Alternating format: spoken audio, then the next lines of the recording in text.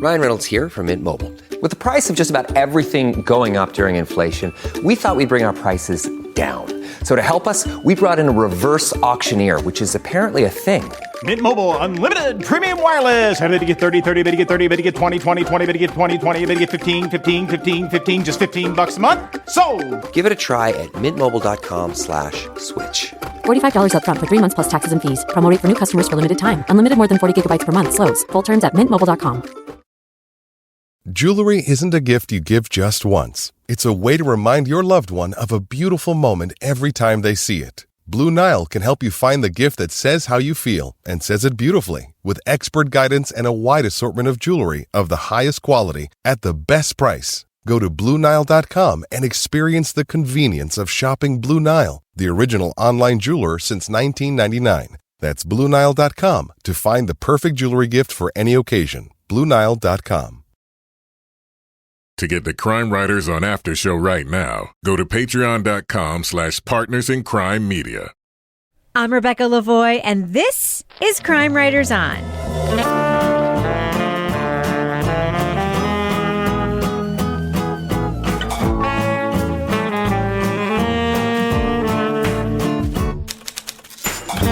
Crime Writers On is the original true crime review podcast that digs into true crime, pop culture, other podcasts. And this week, from cult figure to cult following, Wild Wild Country's Ma Anand Sheela returns to her native India. Who is she today? We'll talk about Netflix's Searching for Sheela. Plus, a woman confined to her apartment witnesses a terrible crime across the street.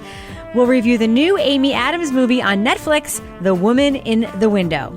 Join me to get that done and more is true crime author, former TV journalist, host of the These Are Their Stories podcast, my husband and love of my life, Kevin Flynn. Hello, Kevin. Hello, Rebecca.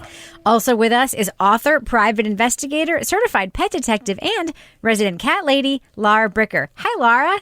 Hey, Rebecca. I'm also now a certified chipmunk extricator. Fantastic. Wait, certified? Save it for the podcast. Let me introduce Toby real quick. All right. Because also with us is our captain of woke cynicism, the author of the City Trilogy, host of Strange Arrivals, a podcast out on iHeart in season 2 right now, and our Patreon Deep Dive Book Club podcast host, Mayor of Easttown hater, Toby Ball. Hello, Toby. Hey, I gave Mayor of Easttown a thumbs up. No one needs to know. I think that's been lost to history. I guess it has been. Well, you gave it a thumbs up on the main midway show. through. I gave it a thumbs down on the last episode, and boy, my favorite thing that's happening in our Facebook group right now are all the people who feel personally hurt by your review of the final. It's like listening to Toby's review hurt me. I'll tell you, that's like this number 2 complaint. Like, if people aren't complaining about Rebecca's laugh, or voice, which is fucking bullshit anyway, they get upset because their opinion doesn't match our opinion on something, and that's fine. Totally. You don't have to like the stuff we like or hate the stuff that we hate, but I don't know if that's a reason to hate us. I'm just gonna say, sorry, we both didn't like manslaughter. You're the one person in the world who did. You're unique.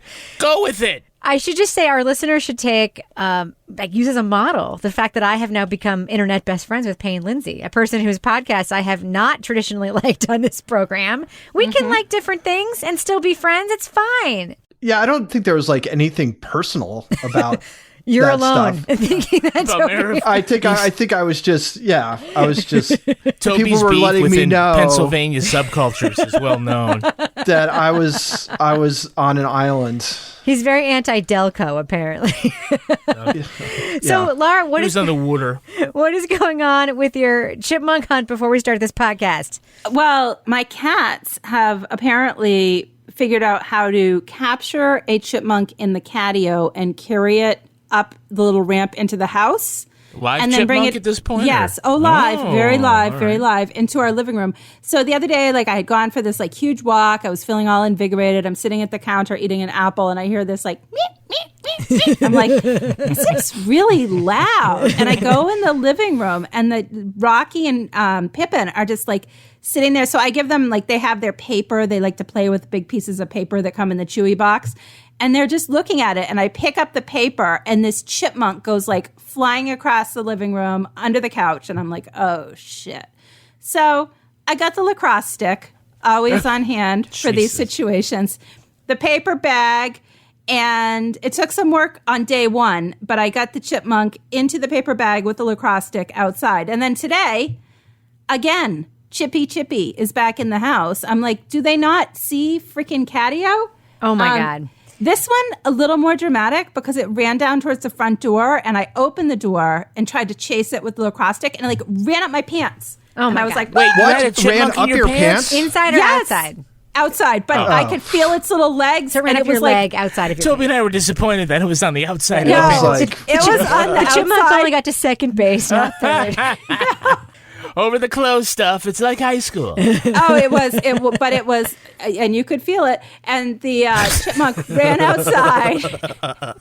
Rocky and Buddy ran outside. Rocky got the chipmunk in like one fell swoop, and I saved it. I thought your cats weren't allowed to go out. Well, we know that. The door was open, so he ran out and escaped the house, and I was like, "Oh shit, Rocky has escaped." So then I got him, and he was so mad. He just like howled when I picked him up. He was like, "Wah!" Well, we know that chipmunk wasn't going for the nuts. No. No. All right, so I have two follow-up questions before we start the podcast. One, why isn't your catio more chipmunk like sealed? Like, what is going on with Because neighbor the cats Dan's carpentry? more like it that way. And two, Kevin, remember when we got the bird inside of our dining room a couple weeks ago? Because I leave the screen door open to our deck a little bit for the dogs. You open the thing, the bird flew out. It's not like the time that Toad came in. But it was and you flipped it was the in fuck there out. all day. I kept hearing all day. I was working. I kept hearing this, like something like this. And I was like, "That's a weird noise coming from the dining room right behind me." And then I went at like 3:00. It was a bird. It was like in our, so I get it. Wildlife in the house is scary, but you need to seal up that catio, Lara. Well, the problem, so the catio has like chicken wire on the outside, and they that's can just come in. Yeah, that's big enough for a chipmunk to crawl through. Because we also had a bird that got in on the porch because the catio comes to the porch to my office, and that again required the lacrosse stick net. Yeah. Well, now we know. No one in your family plays lacrosse, but we know why you have that stick. Yep. Kevin has a great joke about lacrosse, right? I always say It's more judgy than a joke. I always see some guy walking along the road on his way somewhere with a lacrosse stick. You know what I've never seen? Two guys walking somewhere with a lacrosse stick. I think you're It's always implying- one guy taking a lacrosse stick, throwing it off the wall, waiting for someone to come along. I think you're implying that Just lacrosse sport. players don't have any friends. Is that what you're implying? No one uses it. It's the sport of the future. And always will be. It's actually the sport of the past. There's a lot of people. It's a Native Okay, I American know. sport, Don't at but- me, lacrosse people. God damn it. Listen, my best friend's son is a lacrosse player, and I call him lacrosse douche all the time, and he's fine with it. Okay. Are you guys ready to record a podcast? I guess so. Toby's putting his headphones on. We're Now, ready. now that they've returned to the microphones after the lacrosse stuff. Toby's had now finally hit record on his... I had a breach. I had to close the door. Was it a squirrel crawling up your leg? It was a squirrel-sized cat. over the Oh, clothes wow. stuff. Cover your nuts. All right. Leading off.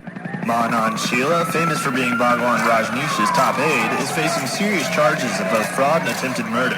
Ma Anand Sheela and 10 to 15 top Rajneeshi leaders have been fired by Bhagwan and kicked off the Central Oregon branch. In the documentary Wild Wild Country, a new generation was introduced to Ma Anand Sheela, the pugnacious second in command of the Rajneeshis, a cult which built a commune and faced off with their Oregon neighbors in the 1980s. Her break with Bhagwan Rajneesh preceded the collapse of the commune and her arrest on charges of arson, attempted murder, and the poisoning of salad bars in nearby restaurants. People who know me don't misunderstand me. My father felt I must speak about it. That's when I decided to write the book. After the documentary aired, Sheela went on a press tour of her native India to promote her memoir. Greeted by admiring fans and suspicious reporters, Sheela projected an image of a woman both enlightened by her experience and unrepentant of her past. I fully understand that you all have opinion of Sheila from your own experience, own vision, or how you feel about me. In Netflix's Searching for Sheila, we see more of her current life in Switzerland and the many reactions to her renewed celebrity. Can she reclaim a reputation as a feminist leader, or must she be forever denounced for the crime for which she served her time? Spoiler alert, we are going to be talking about some plot points from Searching for Sheila, so to remain totally spoiler-free, go to the estimated time code in our show notes to hear our thumbs up or thumbs down review. So, Laura, this is a really odd concept for documentary, right? We're taking a character from another documentary and then just sort of doing the equivalent of a Crime Writers on After show about that character. What do you think of this idea of following Sheila around, a where is she now kind of perspective? I mean, it's basically just kind of like an addendum to Wild Wild Country, and I don't think anybody who hasn't watched that would actually be interested in watching this because there's not really any context given. It's kind of like a free-form sort of documentary-style production where we're kind of following along and listening to her, but there's nobody narrating, there's no signposting. So I think if you are interested in her, and I did find her to be an interesting character. I mean, this is definitely short. It's like an hour of where is she now? What is she doing? And, she wrote a book. And now she's on a book tour. So, I mean, that's basically the gist of this. Toby, what are your thoughts on the whole concept behind this documentary? I could see where on paper it might have seemed like a good idea. I think, at least in my impression, she's not nearly as interesting outside of Rajneeshpuram. I mean, she just, I don't know. I was watching it and I kept waiting for, some kind of introspection or insight or whatever. And it seems like her basic take is, I spent some time in jail, so now I'm innocent. And people who want me to be repenting or whatever it's because they're not introspective in their own lives enough. And so it's being projected onto me to be more introspective than I need to be. And it just seems like this long dodge. So it just, again, I could see where it's let's follow her around. I bet she'll do something crazy or say confrontational things or something. And they go around and she's just not that way really at all. So it was a little weird. So Kevin, one of the things that I kept thinking about watching this is she's the right person for me, at least, to pick for something like this, which I agree is kind of a novel and strange concept. Where are they now? Yeah, as you know, I famously love Sheila, even though you keep telling me she tried to poison people. I'm like, doesn't matter. She invented the term tough titties, and she is I don't know if she actually did. Yeah, but she's the top. I always assert that almost every successful cult has a female second in command, and she's for me the best example of that. Mm-hmm. I don't like her less after watching this, but I'm not sure if that's what the documentary wants me to feel. What do you think? Well, I think I enjoyed this. I don't know. I mean, everybody's right. I'm not sure if we got any new insight into Sheila, although she's one of the few characters that we have come across in true crime, in the past couple of years that probably would be worth a where are they now, right? Or kind of a follow-up and how they've been. Who else would you do that with? Maybe Joe Exotic, although right now he's still in prison. I mean, there's a couple of, Mommy, Dead, and Dearest, those. What about Carol? What about our friend Carol? I would do that. Carol Baskin? I'd watch that. Yeah, I would just say that, only 1 year has passed since that. True. I'm just kind of saying, as far as people that we have enough who interest I'd like to see? Who? That guy who gave the guy who kidnapped his daughter a hand job. Yeah. I'd like to see what he's up to these days. Gosh. Isn't he dead? Oh, my God. Yeah, sure. Of course, you're talking about Abducted in Plain Sight. Yeah. Oh, yeah. Yes. One of the most wild documentaries in Netflix history. Yeah, the father has passed away, by the way. So Oh, he has? Yeah. Okay. Yeah. Well, never The mind Ghost. Maybe a documentary The about Ghost. his Talking to his ghost. But look, if we're going to follow Sheila around, there ought to be some purpose to it. There ought to be some sort of tension or conflict or something that is revealed in a documentary, otherwise this is just a home movie. And I felt like there's still a lot of interesting points about Sheila, about sort of the gestalt of Sheila, and that while sometimes some of the people along the press tour brought those things up and posed questions to her, she ultimately dodged them, and the filmmakers dodged it as well by not challenging or providing any context. Why do you make this judgment, young man? Were you there? Had you seen? Have you seen anyone do it? But after 35 years, People are still talking about it. They have not moved an inch away.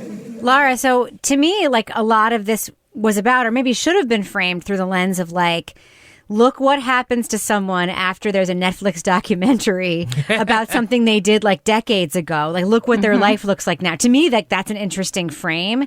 And when I was watching it, I kept thinking, like, I hope that's what they're trying to do here, because that's what's interesting about it to me.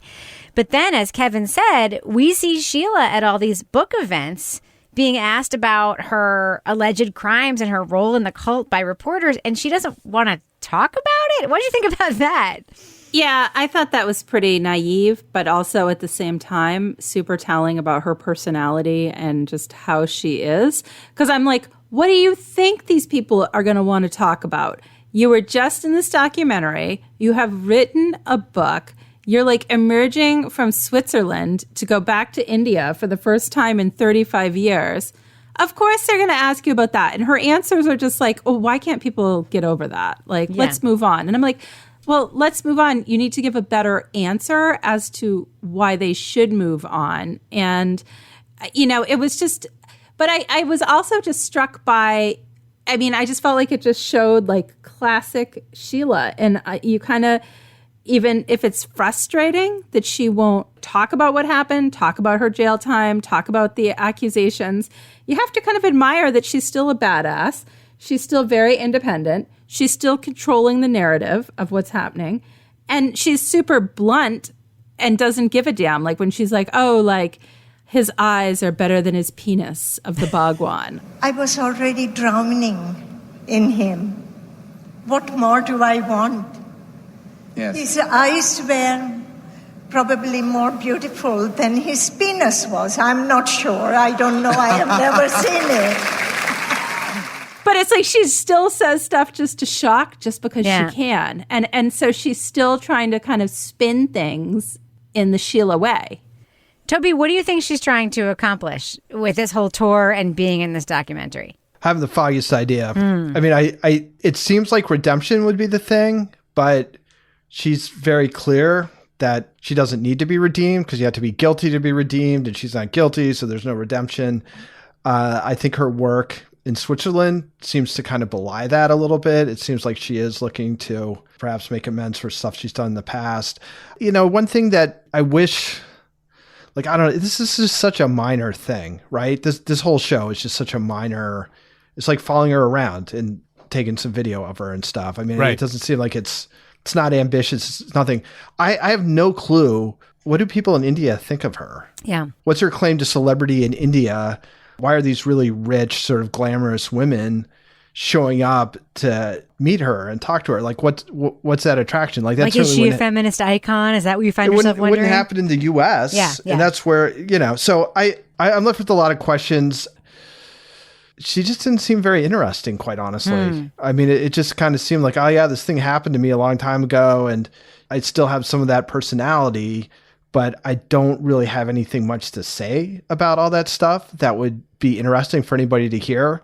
So what you're kind of left with is sort of this character study and somebody who's, I don't know if cashing in is quite the right word, but trying to make the most of this moment, but without actually talking about anything that anybody's interested in about that moment. So, Kevin, I found myself wondering this because, first of all, Toby, good for you for pointing this out, because I find myself wondering, like, she's only interacting with a very small, like, subset of people on this tour, right? They're mostly rich. They're mostly showing up at literary events or, like, in these fancy houses.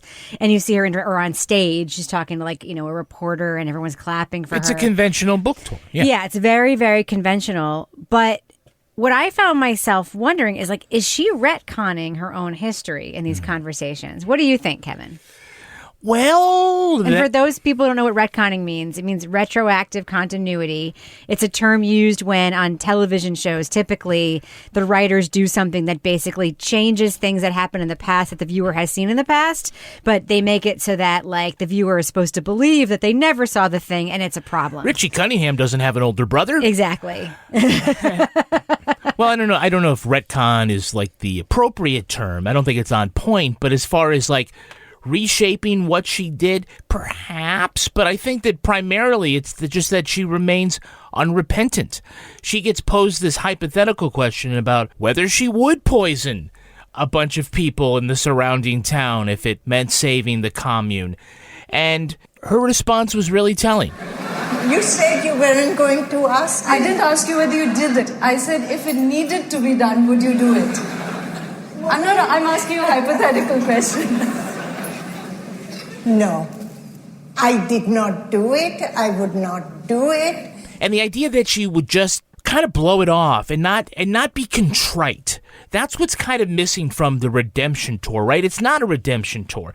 She doesn't feel that she needs to address anything. And the reason is, she said she served her time in prison, so therefore she doesn't have to do anything more. Her debt is paid on all fronts. Not on the criminal front. I mean, it is on the criminal front, but on the moral and karmic front, it's all done. And, you wouldn't be granted parole if you were like tough titties, right? But she is. Yeah. And so I think that's sort of the problem with Sheila, is that she's likable because she's colorful, that we have a hard time. And I get, I love you and I respect you, and the idea that you in some ways look up to Sheila. I don't look up to her. I just think she's a great character. She's a great character, right? But yeah, great for her as far as, rising through the ranks of a cult and, getting to be senior management or whatever.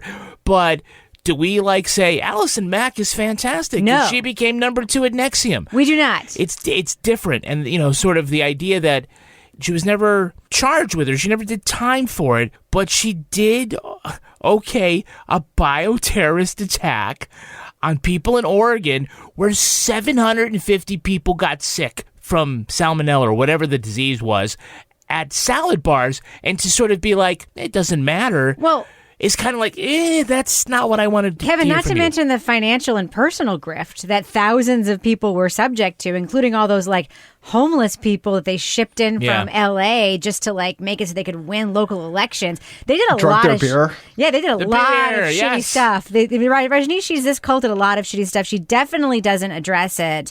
Laura, do you think she's trying to retcon her past as if... one of the things that I kept noticing is that all the journalists and everybody, they were asking her these very detailed questions, not about real life events, but about things that they'd clearly seen in the documentary. Did you have a sexual relationship? Was that weird? They weren't asking her more global questions about so what about this fucking cult that grifted and hurt people for many, many years? Do you feel like she's just trying to retcon that whole part of history? Yes. Yeah. It's hard because going into this documentary, we see these, what I felt like were very poignant, compassionate scenes with her in this care home for these developmentally disabled senior citizens. And she's very gentle and she's right in the middle. And I'm thinking, my gosh, she looks like she's changed, and she's like a changed woman, and she seems very sincere when she's interacting with these elderly people. And then the whole rest of the documentary is her just not wanting to make any sort of amends or restitution for what happened when she was with the Rajneeshi. So I kind of feel like, and I already said this, but what do you think people are going to talk about when you put yourself out there writing a book? Of course they're going to want to talk about that. But it was just so clear that that is not what she wanted to talk about. Guys, don't you think that of all the documentaries that we saw, the ones that do well, that don't have narration or don't do two-camera interviews to provide context, the action that we see has to be self-evident of what the story is and the conflicts and the things that are resolved. And we just don't have that here, right? No, there was no action. I thought that your comparison earlier to it being like a series of home movies spliced together was totally accurate, because I was like nothing's happening. Nothing's happening. Like, it's the longest Instagram story ever posted. Yeah, I was like, wow, I like her hairstyle. That's nice hair. Her hair's pretty neat. Toby, what do you think? Well, I just, one of the things, it's so short, and they've obviously gone to a whole bunch of events. So a lot of what's going on here is the editing, cutting down, deciding what they're going to show of what she says and what her interactions are. So, to a certain extent, it's like, they can't possibly be capturing the full deal of what's going on this tour. I mean, they've kind of got a few things that they're kind of hitting on. She doesn't want to talk about this thing. She's still kind of irreverent when she talks about the Bhagwan. She's not willing to concede an inch to the Bhagwan. She still maintains that it was kind of a mutual relationship and that she wasn't like, just enthralled. Completely. Yeah. I mean, she was in his thrall, but it was vice versa too. It was like this. So, that being said, I mean, it's just so strange that when you're going to cut down what was obviously like hours and hours of tape into this quite short documentary, that they couldn't find anything to produce any drama. Like there's no point at which it's like, I wonder what's going to happen next. Yeah. Or, where is this going? Like there's absolutely none of that. Toby, just quick question. Do you think Sheila is lying here or do you think she's deluded? About what? About like everything that, like when she's answering questions about her role in the Rajneeshis and whether or not she had this relationship with the Bhagwan. Like, do you think she's lying? I mean, clearly there are some things she's saying that we have seen the video. Like, don't really match up. Is she lying on purpose or do you think she's deluded? I mean, I think that's a hard one. And I think it can be kind of a little bit of each. I mean, I think my guess would be is that she spent like years and years and years sort of trying to come to terms with what happened and probably in her own mind coming up with reasons why they happened that kind of exculpate her somewhat. So I guess that points towards being deluded, like deluding yourself as to your culpability. So I guess that would be my guess. I think, one of the things that the filmmakers missed here was an opportunity to sort of ponder what it means to be forgiven. Because there was a bit of a point she had when she said, like, that was 30 years ago and I did my time and whatever. I didn't care for the way that she presented that because she seemed dismissive. But the idea of how long do we punish somebody for their crimes? We've looked at a lot of different subjects who had committed crimes and then tried to redeem themselves afterwards. So somebody like Suave is the most recent that I can think of. But people like that, and we're willing to be empathetic to that. And again, I don't know if part of it is because she doesn't seem to be contrite about what she did. But at what point do we, as polite society, say, it's okay, come back into the fold, and you're no longer a villain? I don't think they touched on that. I think it was an opportunity to go somewhere, but there was, other than throwing in the question with no follow-up, I think it just kind of evaporated. Well, I think on that note, we should do what we do. Let's let our listeners know, should they check out Finding Sheila on Netflix? It's a very short documentary that follows up on a wildly popular series called Wild Wild Country. If you've seen it, you'll get this documentary. If you haven't seen it, you will not understand this documentary.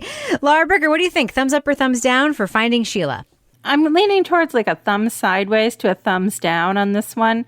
I think if you I don't have an emoji for that, Laura. What the fuck? Okay. She can take a position. Sideways is fine. This is I'm giving it a elderly man who needs Viagra rating.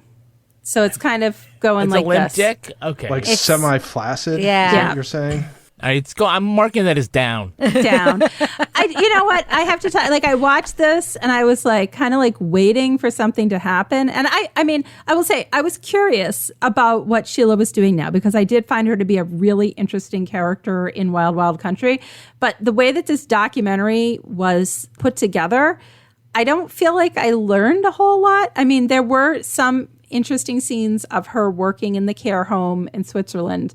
But the rest of it was just sort of like freeform to me. And I just felt like it needed more of a structure or at least somebody putting out the opposing view of her role in the Rajneeshi. Toby Ball, what about you? Thumbs up or thumbs down for Finding Sheila? I give them credit for not sensationalizing this, but maybe they could have sensationalized it a tiny bit. That's going to be my new ringtone for Toby. Welcome to the dark side, Ball. I don't know. I mean, I kind of see how on paper it probably would have seemed intriguing, but I think the reality, either because that's just the way it was or the way they edited it or whatever, I mean, there's just not much there. It's just not very interesting. I just feel like there's something better you can do with your 58 minutes. So that's a thumbs down for me. Kevin Flynn. Yeah, I was coming in thumb sideways, and everybody convinced me that I was just too optimistic. Yeah, it's a thumbs down. Look, I mean, it's called Searching for Sheila, but they never really do any sort of searching. They kind of... She's right there. No, she's right there the whole time. Following Sheila. Following Sheila. Well, look, they leave the job of peeling the onion back to spectators who are there asking questions at press gatherings and cocktail parties, and it goes unchallenged, and so we don't really get any depth. She's a very colorful character.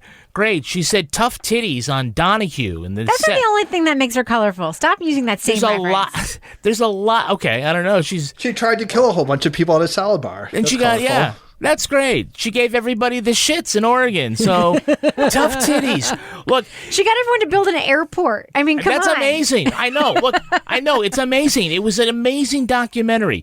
The story was fantastic. This is a real letdown because all of the things that Sheila embodies, and she is an interesting character for those reasons, none of it really gets touched here. It's 58 minutes, but it's still too long. All right. I'm going to break the mold and say thumb sideways on this. Only because, A, I didn't hate it. I actually enjoyed watching it as I was watching it. No, I did not learn a lot that was new, but I do love the clothes. I love the concept of taking somebody who was a breakout character in a viral documentary and doing this kind of thing where it's like she would never have been able to write this book or be on this tour or do any of these things, having any of these conversations. She would have been forgotten to history working in that nursing home had she not been a figure in this documentary, Wild Wild Country. So to me, it is an interesting idea to take that breakout character and just do like a tight package. Like, what does their life look like right now? And like we saw in Wild Wild Country that Sheila was like wiping dying people's mouths and doing hospice care. And now we see that she also has this other component of her life of going to glamorous parties and sitting on stages and being interviewed. For that alone, that window into what something like Wild Wild Country can do to like change the contours of somebody's life, I found that part of it really interesting. I do agree with you guys that it could have done more with it. But for that reason alone, and for the fact that I will continue to find Sheila fascinating for the rest of my life, I'm giving Searching for Sheila a thumb sideways. But Rebecca, would you want Sheila to be the last voice you hear as you're dying? No. No. Well, there you go. Do you ever meet someone who seems kind of off? Whether it's a creepy neighbor or a random phone number that keeps calling you, Truthfinder has you covered. You can search for people by name, address, phone number, email, and more. Truthfinder can be especially helpful for running confidential background checks on anyone you're planning to meet from online dating apps. Go to truthfinder.com/podcasts for a special offer. That's truthfinder.com/podcasts to access your special offer today.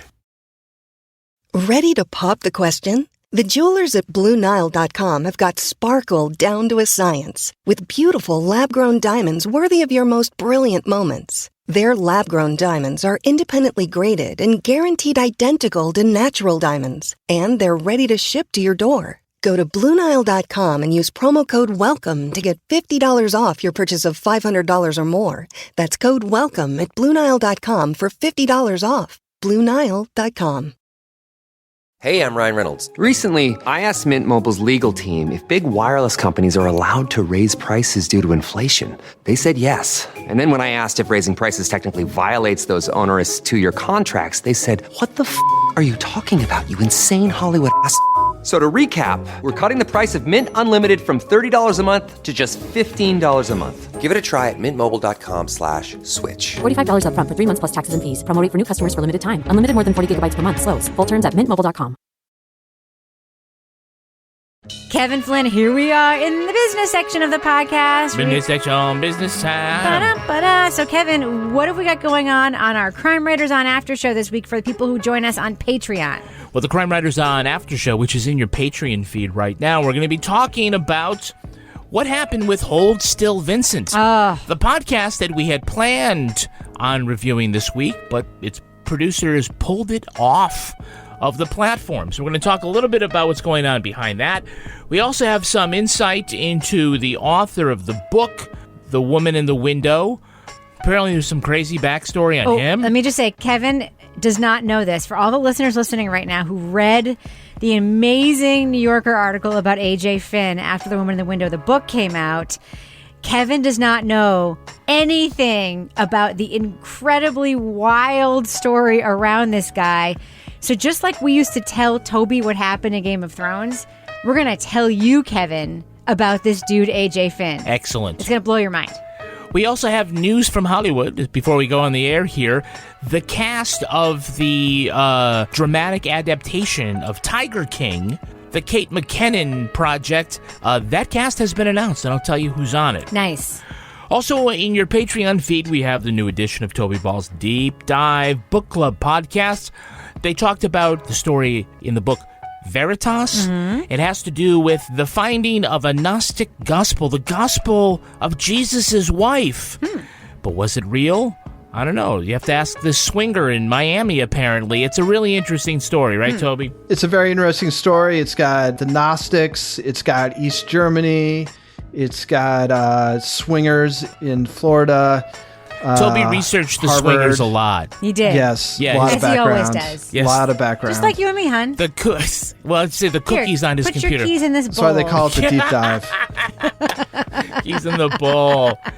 I also want to let you know that we talk about Patreon a lot, but if you haven't had a chance to join Patreon, you're wondering what kind of content is there. In 2 weeks, I guess it's 2 weeks from today, after Father's Day, the week after Father's Day, last full week in June, we're going to have our free preview where you'll be able to go to patreon.com/Partners in Crime Media, and you'll get to listen to selected shows that we've put there so you get an idea of what you're missing out on. It's like dipping your toe into the champagne room. Yes. For free. So, Kevin, what about people who are members? Are they going to be pissed that we're giving away this stuff for free? You mean like when you have HBO and then you see the HBO free weekend, do you call? No, never mad about You're that asshole. No, I'm not. Okay, I will be honest. I think this is a freaking great idea. Okay. If you're really that upset that some people are going to contact me. I'll give you your $5 back for that month. But all right. But I'll know who you are. are. The whole thing. We're like it's like 8. No, just a couple of the good things here. So that's great. Sasquatch Meredith podcast. Last thing I want to mention in the business section before we get to our patron saints is that the True Crime Podcast Festival for 2021 is back on. We will not be able to attend in person, but if you want to go to Kansas City and meet a lot of the folks from your favorite podcasts and get involved in different panels and whatnot, our friend Lisa Strawn is back, and this is going to be, like I said, in Kansas City, July 2nd, 3rd, and 4th. And I'd say start making your plans now. We want to give her a plug because she's lovely. Absolutely. We 100% would be there in just sort of a different kind of world. So go to truecrimepodcastfestival.com to get all the details. You can get tickets and find out more about what is sure to be a great event. So, Kevin, there's one thing that we also want to tell our listeners, remind them every week that they can do for free. Yeah. And that is sign up for our baller newsletter. How can people do that for free? Hey, you just go to crimewriterson.com, the top of the page. Just stick in your email address. That's all we need. We don't need your social security number. We're not going to sell your email address. Don't need your credit card. Don't need any of that. We're just going to send you a big rundown on all the stuff from the show, including photos of our cat of the week and what's going on Patreon and some other cool stuff. You know what it is? It's a universe expansion. Because sometimes things happen to us after we tape the show, and then you put it in the newsletter. We have a lot of behind-the-scenes stuff. Exactly. All right, Kevin, before we continue the show, do we have any Patreon patron saints of the week this week? We do. Sherry Maple and Emma Cassidy. Bless you. I'm so happy. They're so holy. Are they not? They are. They've been blessed. All right, let's get back to the show. Fade that music out. Moving on. What the fuck, Carl? Curiosity is evidence of a decreased depression pattern. People who snoop on their neighbors don't kill themselves? Let's try this. People who attempt suicide lose the right to joke about it. A child psychologist watches the world from inside her Harlem brownstone, gripped with her own crippling case of agoraphobia. Anna Fox is soon visited by her new neighbors, an awkward teen, his effusive mother, and a controlling father who exudes a sense of menace. I'm sorry to bother you. I just wanted to know. I'm just curious if any of my family's come around to see you this evening. No. When Anna witnesses a crime across the street, police are reluctant to believe her. The troubled woman is deeply medicated, and the victim may have been a figment of her imagination. No, I know what I saw. Nothing's happened to anyone. No, I was zoomed in with the camera. Did you take a picture? No, I did not take a picture. She's spying on our house. Why didn't you take a picture? The important thing is that everybody's okay, yeah? The film The Woman in the Window from Netflix and 20th Century Fox puts its own spin on the Rear Window thriller formula. The motion picture stars Amy Adams as the vulnerable homeowner, unsure if she's being gaslit or targeted, and Gary Oldman as the threatening neighbor across the street. Julianne Moore, too, by the way. We're going to be talking about plot points for The Woman in the Window, so to remain spoiler-free, go to the estimated time code in our show notes to hear our thumbs up or thumbs down review. Kevin, yeah, we need you to just come out of the gate with the cast in this movie. Multiple Academy Award winners / nominees. Gary Oldman, Julianne Moore, Amy Adams, like all-star freaking cast. Paperboy from Atlanta. Oh my God, Detective Paperboy. By the way, I want Atlanta to come back so badly, and seeing Paperboy in this. Brian Tyree. He's incredible. Henry, I do believe, by the way, that every cast member of Atlanta will eventually be nominated for an Academy Award, as one was this year. Yeah. So anyway, Kevin, huge cast. Yeah. Jennifer Jason Leigh, by the way. In a very, very strange film. Yeah. I mean, look, okay, so to paraphrase somebody else on this panel, this has been done before, and it doesn't really improve the formula. It's been done before, and like several. It's a mashup of things that have been done Well, before. look, I mean, it's obviously in the vein of Rear Window, where you have a person who is confined to a home and sees something out the window and now is in terrible danger because, hey, they're trapped in the home and they know something that they shouldn't know. Nobody's ever made a better movie about birds attacking people in a town. And nobody's ever made a better movie about going to a motel and getting murdered by, a psycho. They called it Psycho. Although people have, indulged in these themes, you just can't top Hitchcock. Brian De Palma tried. He's got a couple of great movies. I mean, great movies, but he does a fairly good job of sort of taking the Hitchcockian style and putting it in here. This, is just sort of so derivative that in order for this to be really exciting, you got to do something new, or you got to really punch through. It's a good cast, but there's not a lot to work with here. Toby Ball, we should just say it. This movie sucks. When did you realize it sucked, Toby Ball? It's rare that I feel like I can point to the exact second when a movie just started to suck. When is it? And it's where Amy Adams realizes that her family is actually dead. And she looks into her living room and there's a car in the snow that's crashed. I talked to your doctor, Dr. Landy, and you have had a hell of a time. And I think you actually believe that you met this lady, just like how you believe you're talking to your family. It took you an hour to realize this movie sucked. Okay. Well, I thought up until then, it was at least like kind of weird and claustrophobic, I mean, I'm not sure that I was like riveted by the plot or anything, but it was interesting. I thought Julianne Moore was incredibly awesome in this. She's great in everything. That's her She's great in everything, but she does this in a role that could have been like just awful. She's so weird that it makes everything seem a little dreamlike. Anyway, so at that point, it went from being like, I wonder what's going to happen here, to this just like went way off the rails and it just never got better. And this is a really bad movie. I don't know how they got these people involved in it, but well, I'm sure we'll explore that. We will explore that. Laura, this seems on paper like something you would like, right? And by the way, we should also say you'll watch anything. I will watch anything. And I have to tell you that in the beginning of this movie, I thought, I think I might like this. I like Amy Adams.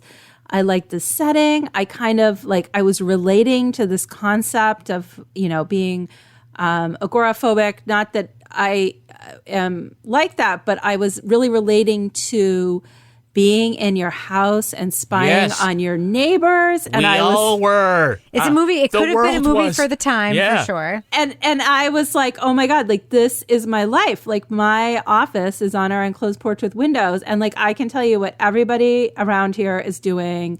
And I'm like, oh, something new's happening today. So I was really relating to that. in the beginning, I was like, oh, this is fitting into that sort of domestic, suburban suspense sort of genre, like Big Little Lies, Gone Girl, Girl on the Train. But then, I don't know. I think for me, the moment was, for some reason, the son, Ethan, from across the street, that's when I was like, yeah, this is going downhill. So can I just say, have any of you read the book, Women in the Window, besides me? Not me. Okay. So there's something really weird about the way that this movie was put together, that I wonder if it was decisions made in editing or decisions made in script writing. It's very hard to know. The book is long, and everything we see in the movie is a super condensed version of the book. Can I ask a question about the book, though? Go for it. So is it written with a lot of like first person interiority that Yes. it's like, okay. Yes. And so she's an unreliable narrator Yes. within the book. Okay. The book is basically a ripoff of Okay. three things. It's hard to sort of like come out of her head and then Right. show that. Yes. Okay. Yeah. The book is a ripoff of three things. It's a ripoff of Rear Window. It's a ripoff of Girl on the Train, and it's a ripoff, most notably, of the 1990s thriller called Copycat, starring Sigourney Weaver as a, by the way, agoraphobic therapist stuck in her apartment. So in the book, the book is, by the way, fucking terrible, but you get more that explains things. Like, first of all, like in the book, you really do get a sense that the character played by Amy Adams actually is a therapist, which we get 0% of in the movie. Do you ever see her doing any therapy or working in any way? In the book, you kind of have a sense of like more of a relationship with her family. And in the book, she spends hours and hours and hours and days with the young boy living across the street. And in the movie, we see her in literally one scene with him before we get the real with him. It's just so fucking weird to me. Like, I found myself wondering, did they write the screenplay in this super condensed accordion way, or did they film the screenplay like the book, and then someone just decided in editing, oh, we don't need this whole character development thing. Let's just fucking cut that part. I found that very a montage. It was like a montage. So Toby, like, you made a note that like you don't get to know any of the characters in this film, right? Yeah, I mean, there's not that there's any real suspense about who did it, because there's really, it's either one guy or it's another guy, and the one guy seems like the obvious guy, so it's probably the other guy. You mean the downstairs tenant? You think is the other guy? No, I was just thinking it's either the dad or the son. Okay. I didn't think it was because the downstairs tenant, I don't think was going to be across the street in the apartment, conveniently hidden by the centerpiece of the window, so you can't see who's doing it. It's just so stupid. Anyway, but it's like the whole idea is that it's supposed to be like primal fear, where you thought the kid was like one way, but it turns out he's actually another way, and then he's acting when he's like innocent.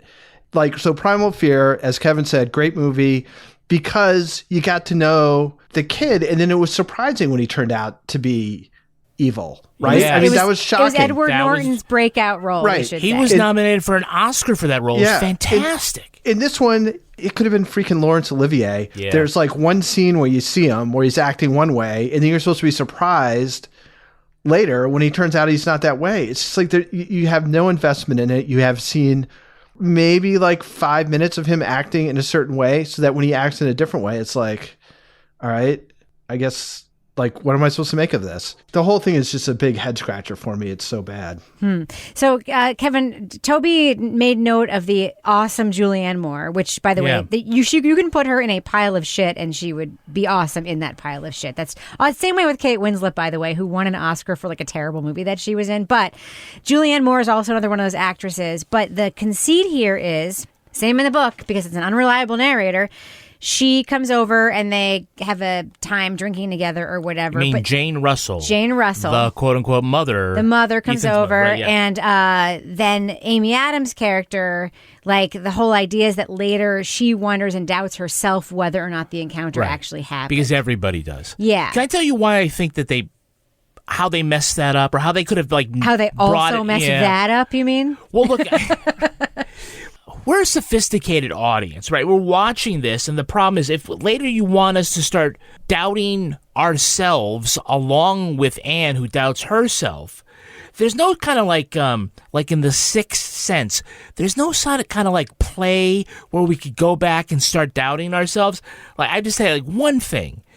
If Anna had come downstairs like the next day, like after this nice meeting and playing cards and drinking wine with Jane Russell, if she came back down and the wine glass on the other side of the table was full, and for a split second, and it just planted in your head, maybe there was nobody there to drink it. Yeah. And she just had this very much like in The Sixth Sense, you realize later, oh, Bruce Willis never touched anything. Yeah. He just, If you watch it the second time, right, you see all the if you're signposts. thinking that. Yeah. But in the end, it just ends up being, okay, Jane Russell gets killed and says, oh, it's not my wife. We're immediately to, well, then who was she? Right. We're never like, well, she was a figment of her imagination. No, we never think that as a got viewer. there No, for us. Yeah. no, I agree with that. And I actually do think that's one of the hallmarks of a great suspense film. And by the way, The Sixth Sense, we should say also, like, a great movie, maybe the only great movie, except for maybe the other one. There was only one little moment, which was when she's on the phone with 911. 121st Street. Help is on the way, ma'am.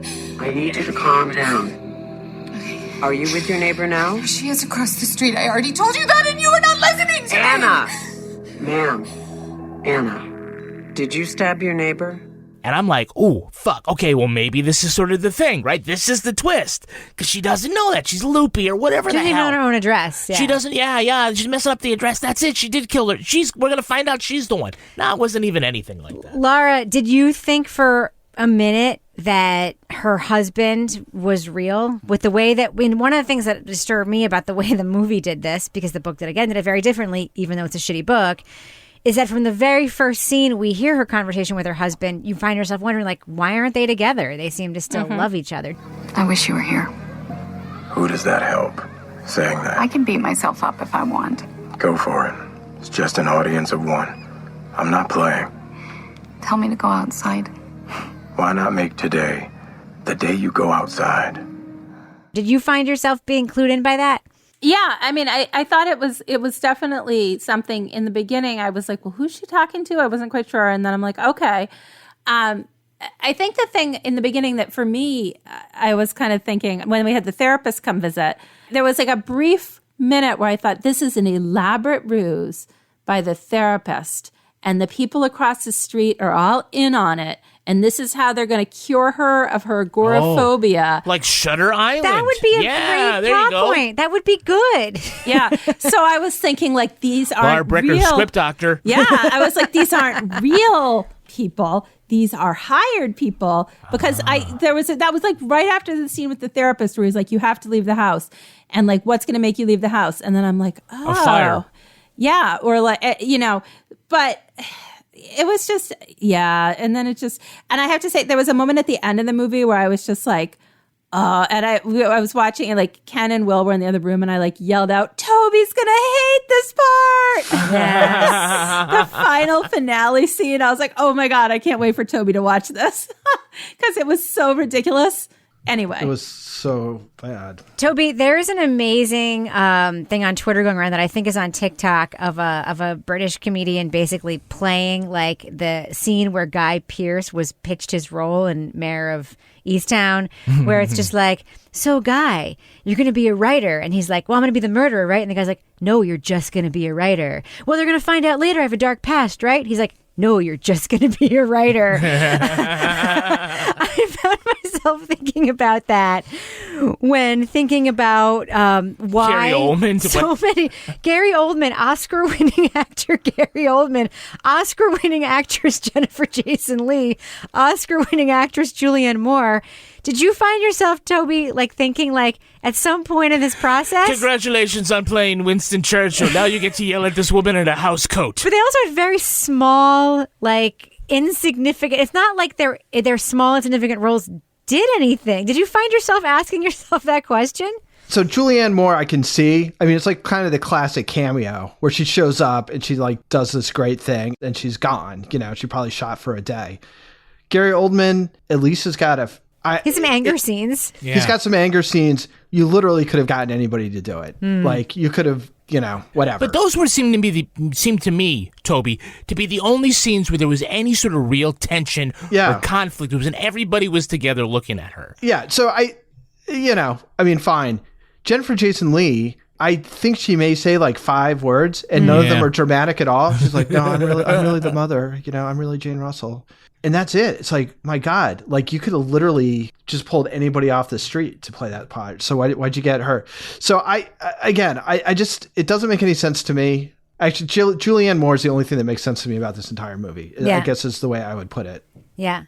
I kept thinking, Kevin, like, so this was obviously a very high profile book, which we'll talk about in the after show, how bananas it was such a high profile book. But I just kept thinking like everyone thought this was going to be a hit. Right? And this was filmed like pre-pandemic. Yeah. It was filmed like in 2019 or 2018. I think it was supposed to be a 2018 Yeah, release. it was supposed to come out a long time ago. And it's almost like they hid it and decided to put it out now so no one Studios would kind of do that. They sit on it for a little bit and either pick a time where it's not going to be noticed financially, or maybe they thought, well, we have all of 2020 to do reshoots. But it's like they ran out of like Belgian TV thrillers to throw out. I mean, it was they weren't even putting it out there when it was like, we've run out of content. Right. They held on to it even past that. Exactly. So, Kevin, you made a note that really surprised me. Yeah. You liked the performance of the 38-year-old playing the 15-year-old boy. Are you kidding me? He's that old? No. He just looks like he is. I like to look. No, I'm just like you said. Julianne Moore did a great job as sort of like this sort of ethereal, flitty but mysterious wife that we get for one scene. I'll say like the early scene, or at least the early 2 scenes where Ethan comes in, and I guess the actor's name is Fred Hitchkinger. I don't know. Is he 38? I don't know, but I thought he played sort of this awkward kid. I thought he played that well. I mean, I actually thought that performance was well. Later on, he gets to be a killer, and I don't know if that's any better if you just play a killer, but I was trying to find things about this that I liked. I don't think Amy Adams is bad in this, but she doesn't have anything good to work with. She's got one note. Fraught. Yeah. She's fraught. She's fraught. And you never get anything but fraught, and that is exhausting, and it's not cool. You're right. There's no relief. Yeah, when you have tension, you have to build in relief. Correct. Right? Correct. People who are listening learn so much about the shows they watch. When you watch the next thing, people remember, when you have tension, you need relief afterwards. Comic relief. Why? So you can go back to the tension. If not comic relief, then just sort of any kind emotional. of relief. So even in Girl on the Train, which is, a cheesy but very, very fraught book with a very fraught narrator, a very fraught central character, you at least get flashbacks to her previous life, when that gives you the relief. You're like, she's fraught now, but then you get a scene where she was just like married and things were fine, and like it gives you like the up and you get none of that in this. Even the cat seems fraught, right, Laura? Weren't you so worried about Punch and like what was going to happen to him? God, I certainly was. I mean, because I was like, it was a white cat, and all I can think is blood. Yeah, same. And I'm same. like, the only reason they have a white cat is because either the cat's going to get killed, the cat's going to step in blood, the cat's going to get splattered with blood. And, the cat doesn't care that she's agoraphobic. I mean, that's his life. But I was just like, ugh. Cat is thrilled she's agoraphobic. Can I ask you a question? Do you think the cat was named Punch because the cat looked like someone punched it in the face? That's what I kept thinking. Well, it had the grumpy cat face. Yeah, grumpy cat face. Why was the cat down? I couldn't figure out. Why was the cat down in the borders? For no reason, except that she could find the earring. But literally for no other reason. Because I thought it was like, because it seemed like that was not something that happened ever before, like that was unusual. So it was like, did he leave the door open for some reason? Well, and then nothing ever kind of came out of it. This is an example of like, is it script writing or is it editing? You get a tiny little bit of this at the end, but in the book, like the kid is in her house all the fucking time and she doesn't know it. Like after the first time he goes, he's there all the time, like spying on her, taking pictures of her, doing whatever, gaslighting her. And you're sort of supposed to assume that like when something like that happens, the cat's in the wrong place. Later you figure out it's because the kid was there, like leaving doors open or whatever. You don't get any of that. There's no closure there. You never get and literally it's just a device for her just to find the earring, which that's did they even show the earrings that Julianne Moore was wearing before he found the earring? Like barely. Like it wasn't just on her ear. She just made the thing about her boyfriend get whatever. Yeah. I mean, that was the other thing is that the whole like I'm in your house all the time thing doesn't hit because there's literally only one piece of evidence. Correct. Like it would have been so easy just to plant little things throughout, like even something that she doesn't notice, but the audience notices, or just anything. And that would be like genuinely unsettling. But it's only the fact that she got an anonymously emailed photo of herself sleeping. it's just like, what the fuck? Yeah. So anyway, just another thing. Even Detective Paperboy, didn't figure it out. So couldn't have been that obvious. Paperboy. All right, let's do what we do. Let's let our listeners know. Should they check out The Woman in the Window on Netflix? I have a feeling how this is going to go. Laura Bricker, what do you think? Thumbs up or thumbs down for The Woman in the Window on Netflix?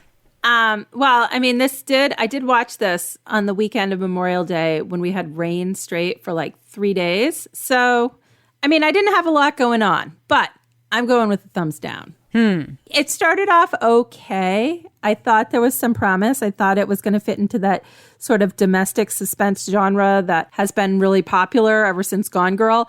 And then once we got to the finale scene of this, I just started screaming, waking everybody in my house up. It was just so ridiculous. So I am going to say thumbs down. This was just absolutely ridiculous. Toby Ball. I thought the first half an hour was okay, but it's so bad. And literally, if you got 2 hours to kill and you're thinking about watching this movie, I would just watch Searching for Sheila twice and you'll be better off. So thumbs down. Kevin Flynn. Yeah, I'm going thumbs down. I think that I was still kind of in it because I was there for the setup and building it up, but it did not go anywhere. The cast of characters is too small for a proper mystery because we have to figure out who did it or why. The unreliable narrator was not made unreliable enough. The world that was built around her did not build that suspense. I don't know. Again, it's a ripoff of Rear Window, and if you're gonna shoot at the greats, you better come proper. You better come correct. And this film did not do that. I'm gonna say watch Rear Window, watch Copycat. They're both 100 times better than this movie. And even though Girl on the Train, it's just an okay book and just an okay film adaptation, it's also about 150 times better than this movie. This movie is worse than Rebecca, the other Netflix. Oh, really? Yeah. The redo of the Alfred Hitchcock movie that we panned a few months ago. With the cannibal in it? It's worse than that. Oh, with Armie Hammer, yeah. It's worse than Rebecca, and that is saying a fucking lot for a movie that stars multiple Oscar winners and nominees and is based on a best-selling book that was also bad, but at least someone should have done something with it to make a good movie. I cannot unrecommend The Woman in the Window enough, except I will say it is fun to watch and talk about.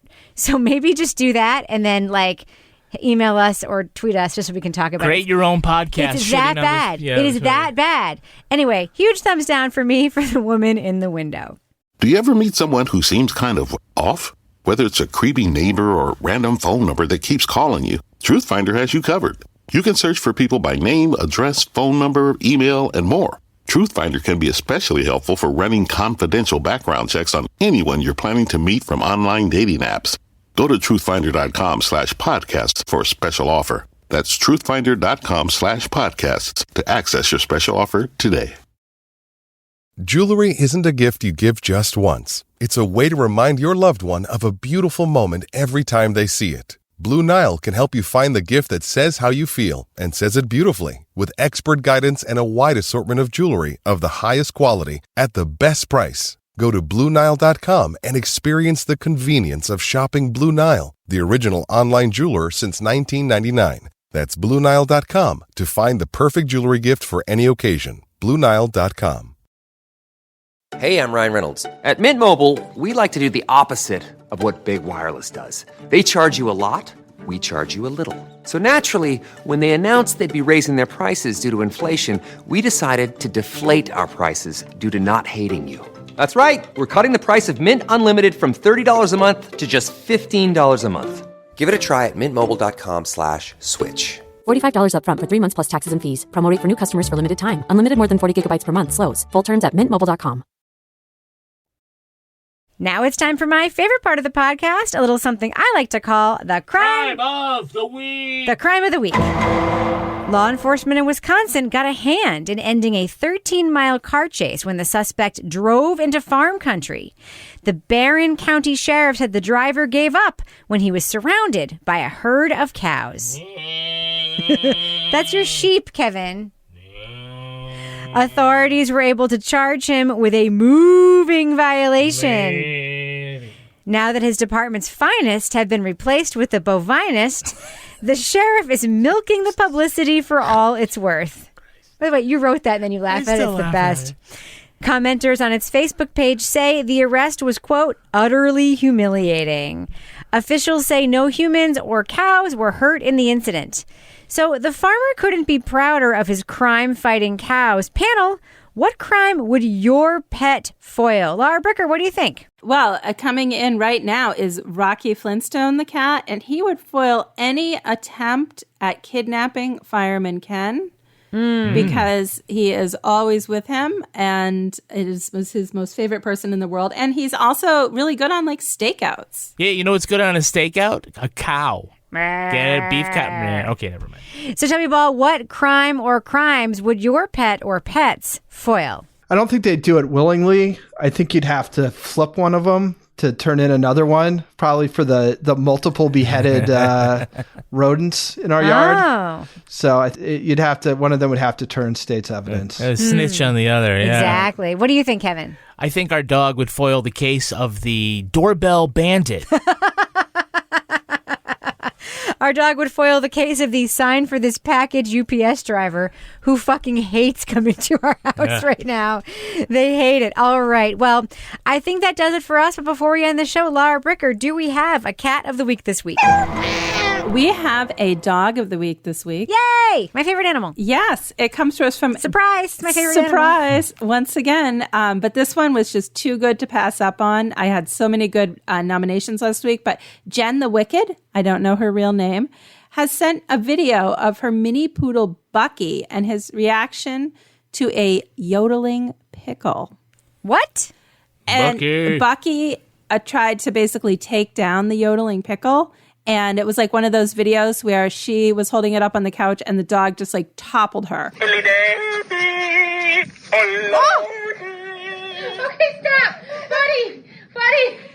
Number one, I think we all are going to get yodeling pickles for Christmas. And good job, Bucky, because that was like a crime solving from our crime of the week right there. Bucky would take down any suspicious pickles in his house. So good job, Bucky.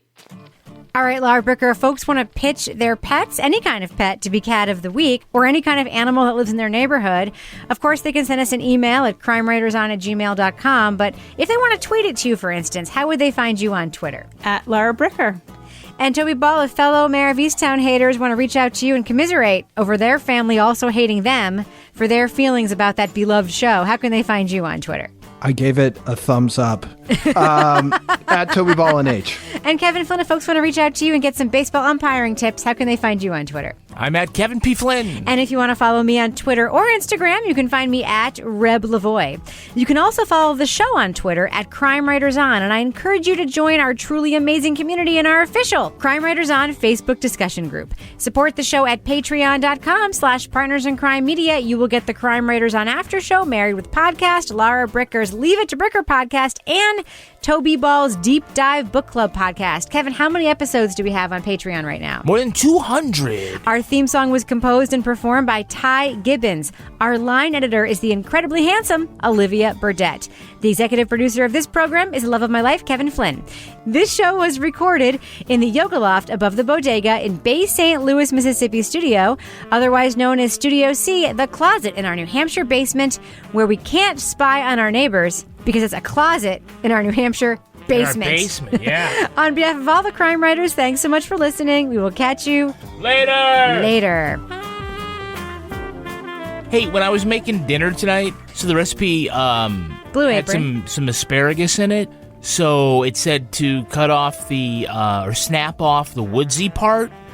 Yep. So I snapped off the top part that looks like trees, and I guess I left the part you can't really eat.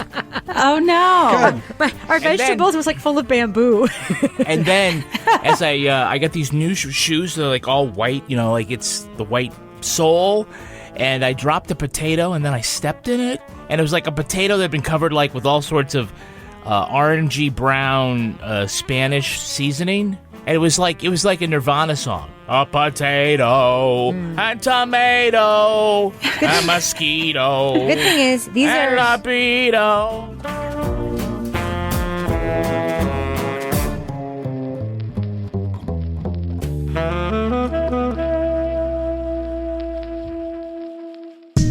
Partners in Crime Media. Angie's List is now Angie, and we've heard a lot of theories about why. I thought it was an eco move. Fewer words, less paper. No, it was so you could say it faster. No, it's to be more iconic. Must be a tech thing. But those aren't quite right. It's because now you can compare upfront prices, book a service instantly, and even get your project handled from start to finish. Sounds easy. It is, and it makes us so much more than just a list. Get started at Angie.com. That's ANGI, or download the app today.